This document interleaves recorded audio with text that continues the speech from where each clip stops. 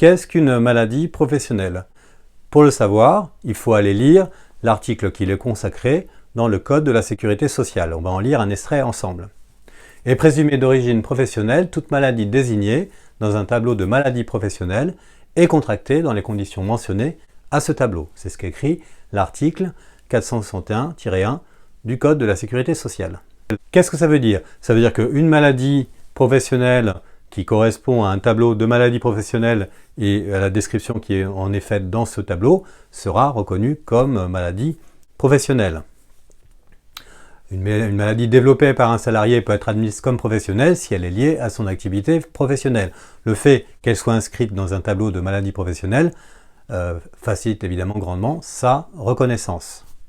Il existe une centaine de tableaux recensant les maladies professionnelles qui sont reconnus par la branche accident du travail et maladies professionnelles de la sécurité sociale. Mais si les conditions éditées par le tableau ne sont pas toutes remplies, la caisse de sécurité sociale peut néanmoins reconnaître l'origine professionnelle de l'affection si elle est directement causée par le travail habituel du salarié. La victime doit alors passer par un comité régional de reconnaissance des maladies professionnelles, le fameux C2R-MP. Par ailleurs, une maladie professionnelle peut aussi être reconnue hors tableau professionnel. Comment ça se passe? Dans ces cas-là, cette maladie doit être essentiellement et directement causée par le travail habituel du salarié. Elle doit entraîner un taux d'incapacité permanente, d'IPP, d'au moins 25% ou malheureusement son décès. La victime ou ses ayants droit doivent également passer par un comité régional de reconnaissance des maladies professionnelles, le C2R-MP.